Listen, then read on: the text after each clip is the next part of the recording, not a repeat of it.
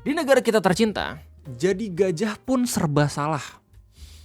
Kalau misalnya lihat dari berita terbaru ya, lu bakal mendengar sebuah cerita dari Taman Nasional Tesonilo, dimana sekarang lagi ramai banget ya konflik antara warga dan juga satuannya sendiri. Lu nggak salah denger, ini konflik antara warga dan juga satuannya sendiri. Biasanya kalau misalnya kita ngomongin soal deforestasi, main villain atau tokoh antagonis itu pemerintah.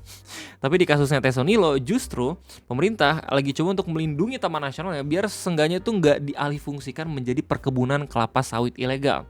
Itu kata mereka.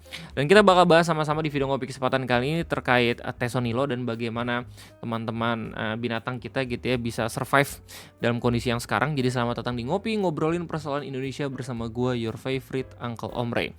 Jadi untuk membicarakan topik ini ya gue agak sedikit dalam ya researchnya. Gue ngambil dari beberapa berita yang udah gue baca, kayak misalkan dari inal.com, DPR minta negara hadir pulihkan Tesonilo dan atasi konflik satwa dan manusia. Ya, unik ya, biasa kan DPR kayak nggak pengen ngelihat gitu adanya masalah-masalah kayak gini. Tapi untuk Tesonilo sendiri, karena udah jadi taman nasional juga, DPR pengen negara tuh hadir untuk pulihkan Tesonilo. Ya, dan udah ada langkah juga dari pemerintah yang merestorasi lahan-lahan yang ada di sana gitu. Terus kemudian dari Tik Travel dengan judul TN Tesonilo terlalu sempit untuk 150 ekor gajah, jangan diganggu lagi. 150 ekor ini literally emang tinggal 150 ekor lagi. Ya, dan ini sangat amat memprihatinkan. Lu bisa lihat sendiri video-videonya gitu, ada beberapa gajah juga yang mati baru-baru ini. Terus kemudian berita dari Kompas dengan judul Tesonilo dan dilema negara melindungi satwa atau warga. Lalu berita dari Kompas lagi dengan judul pertengahan Desember warga Taman Nasional Tesonilo direlokasi. Lalu berita dari Kompas Lestari, Kemenhub ancam pidanakan pihak yang tak serahkan lahan TN Tesonilo. Kemudian berita YouTube sendiri gitu ya, gue coba buat cross check bagaimana peran pemerintah. Lalu ada berita yang ini menurut gue paling lengkap gitu ya, dan juga informasinya terbaru dari Kumparan dengan judul Taman Nasional Tesonilo tempat tinggal dari gajah Sumatera. Lalu gue sedikit cross check lewat Google Maps bagaimana kondisi yang sebenarnya tentang Taman Nasional Tesonilo. Ini kalau misalkan gue lihat ya diambil di tahun 2025.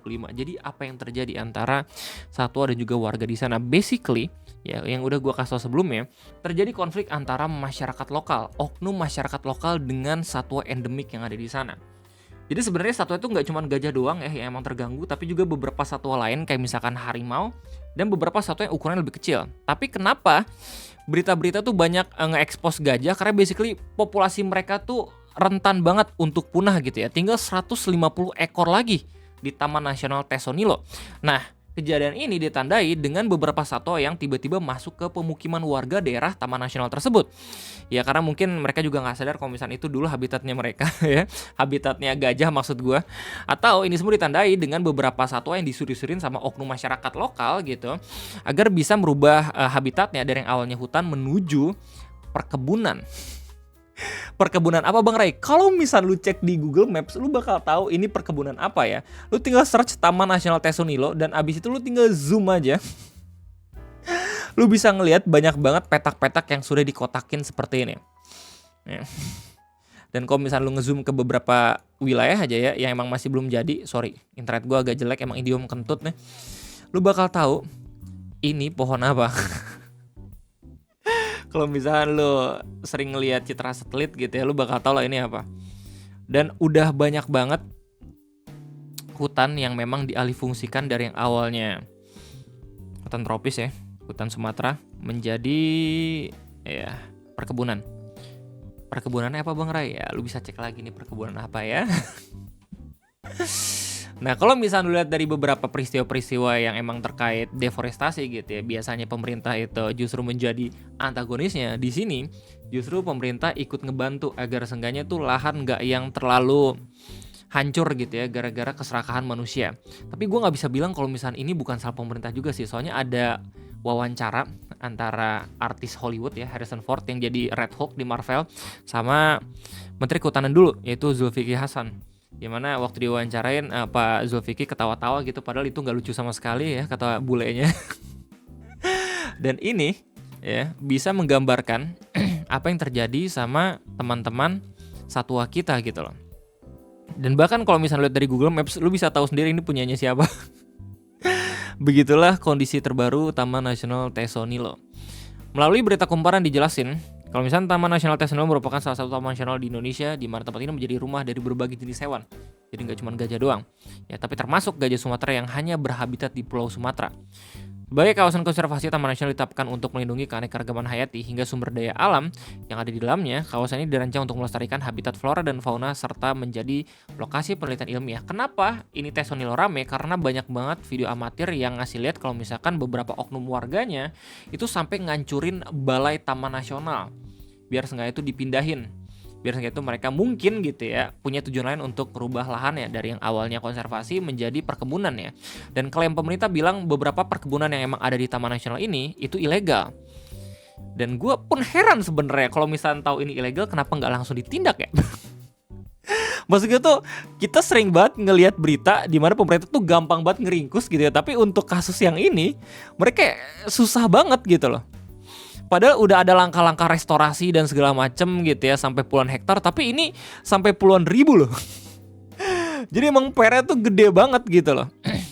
Taman Nasional Tesonilo yang ada di Riau menjadi salah satu kawasan konservasi Taman Nasional Tesonilo.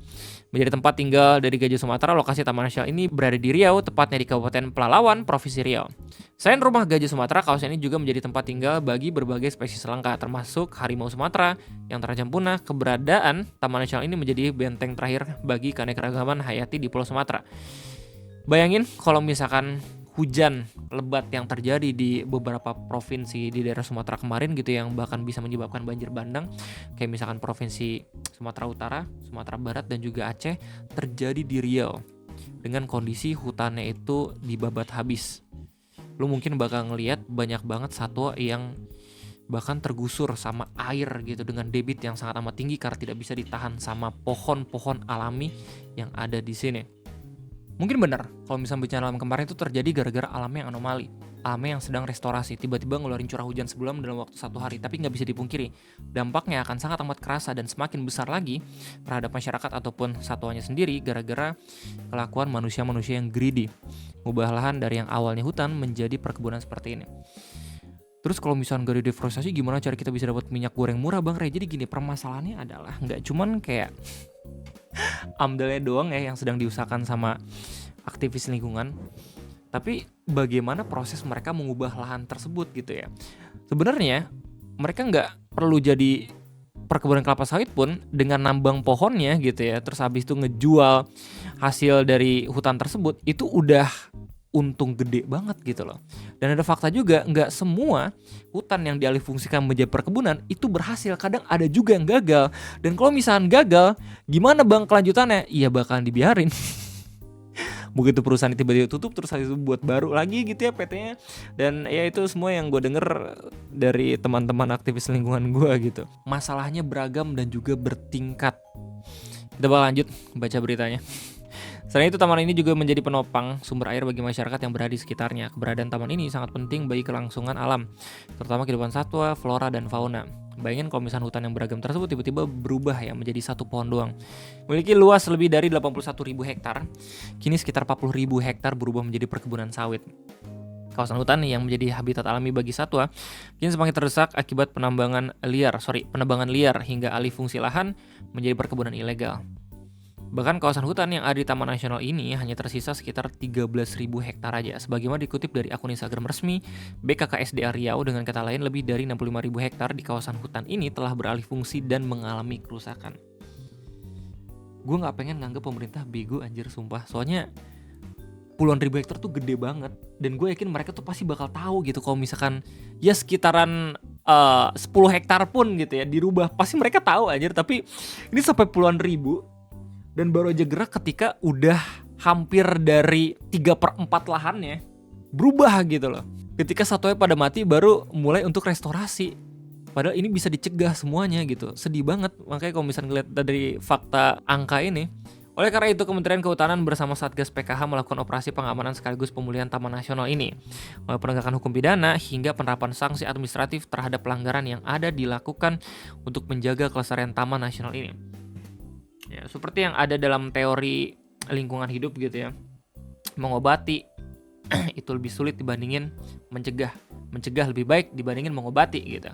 Mengobati itu bahkan lebih banyak uang yang dikeluarkan, resource yang emang digelontorkan dibandingin mencegah gitu. Mencegah mungkin akan terlihat sepele, tapi kalau misalnya kita lihat dari jangka panjang itu lebih bijak dan juga lebih efisien dalam menjaga apapun yang kita punya gitu ya. Terlebih Taman Nasional ini semakin dikenal oleh masyarakat luas melalui sosok gajah yang menggemaskan namanya Domang. Gajah kecil ini menjadi ikon dari Tesonilo dan kerap menghadirkan tingkah laku lucu melalui video yang diunggah di media sosial. Ini strategi yang bagus banget dari Taman Nasionalnya. Menjadikan salah satu satuannya selebriti. Terus ketika emang rumahnya dihancurkan, Domang nih bener-bener menjadi simbolis kalau misalkan ya kehidupan di sana sedang tidak baik-baik saja gitu loh. Diharapkan dengan adanya Domang tidak hanya sekedar menjadi tokoh viral di media sosial, tetap juga menjadi simbol dari generasi baru gajah Sumatera yang berhak atas tempat tinggal yang aman dan bebas dari kebun ilegal. Itu dia informasi seputar Taman Nasional. Jadi begitulah kira-kira yang dirangkum sama kumparan.com terkait adanya permasalahan Tesonilo. Lu bisa cek sendiri, banyak banget berita-berita yang sedang mengkaji gitu ya. Bahkan kalau misalnya lihat dari beberapa fanspage atau media sosial dari NGO kayak misalkan Greenpeace, terus habis Forest Watch Indonesia, WAHI dan segala macam, udah banyak yang memberitakan secara rutin gitu ya apa yang terjadi sama Tesonilo. Udah ngebentuk kerjasama juga sama pemerintah pusat gitu ya. Pemerintah pun juga udah coba buat sadar kalau misalkan ini benar-benar butuh perhatian khusus. Jadi semoga kita nggak mendengar lagi ada another satwa yang meninggal gara-gara alih fungsi lahan di Tesonilo. Kita berdoa semoga orang-orang di sana pun mendapatkan pekerjaan yang layak sehingga nggak mengganggu habitat hewan yang ada di sana. Itu aja mungkin bisa gue sampaikan. Gimana tanggapan kalian semua? Silahkan tulis di kolom komentar. Gue rasa itu yang bisa gue kasih tahu. Gimana tanggapannya? Silahkan tulis di kolom komentar. Gue undur diri. Sampai jumpa lagi di next video ngopi.